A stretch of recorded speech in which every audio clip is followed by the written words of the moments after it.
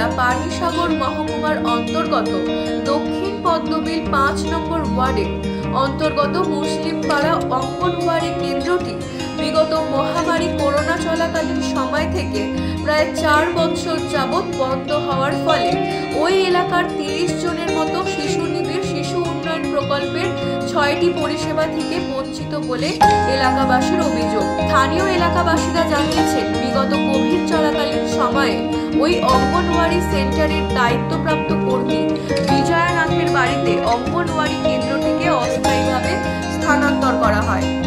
কিন্তু বর্তমানে ৪ বছর অতিক্রান্ত হলেও অঙ্গনওয়াড়ি কেন্দ্রটি পুনরায় চালু করার কোনো উদ্যোগ গ্রহণ করেনি সংশ্লিষ্ট দপ্তর। এই নিয়ে এলাকাবাসীরা স্থানীয় গ্রাম প্রধান মেম্বারকে জানিয়েও কাজ হয়নি। এতে করে অঙ্গনওয়াড়ি কেন্দ্রটি থেকে প্রায় ৭০০ মিটার দূরত্বে বিজয়া নাথের বাড়িতে গিয়ে এলাকার কচিকাঁচা ছাত্রছাত্রী অনেক কষ্ট করে পড়াশোনা করছিলেন।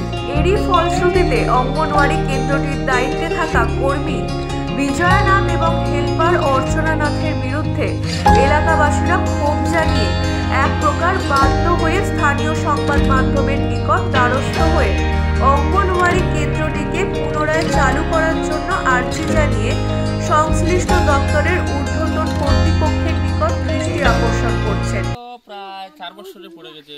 এই ২০১৯-এ যখন লকডাউন হয়েছিল, লকডাউন থেকেই বন্ধ, এখন অবধি বন্ধ। তা ওরা কি করেছে, স্কুলে যে কর্মী যারা আছে ওরা স্কুলটাকে আপাতত বাড়িতে শিফট করেছে, কিন্তু ওটা আমাদের জন্য অনেক দূরে হয়ে যায়, বাচ্চাগুলো যেতে চায় না ওখানে। অনেক সময় আমরা গার্জিয়ানরাও নিয়ে যেতে পারি না কাজকর্মের জন্য। এখানে কর্মী যিনি, ওনার নাম কি? ওনার নাম হচ্ছে গিয়ে বিজয়া রানী নাথ। আর হেল্পার? হেল্পার অর্চনা নাথ। এখন তারা কার বাড়িতে হচ্ছে স্কুলটা? এই কর্মীর বাড়িতে হচ্ছে, বিজয়া রানী নাথের বাড়িতে। ত্রিপুরা থেকে বিক্রম কর্মকারের রিপোর্ট, U Bangla TV. U Bangla TV, হৃদয় ছুঁয়ে যায়।